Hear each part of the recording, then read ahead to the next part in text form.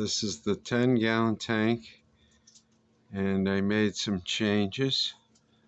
I took out tons of the subwassertang because it was just overtaking the tank, and I put in this sword about a month ago, and it's going nice.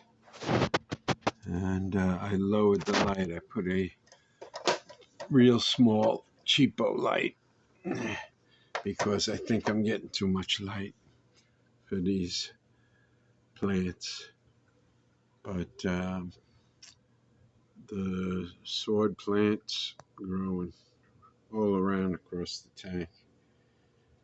I put a little terracotta in there for the shrimp, and that's about it. I don't have a lot growing in here. I eliminated all this Lowigia. It was just too much. And I have some S. repens in there that's growing nicely. I don't know if it's going to be crowded. We'll see.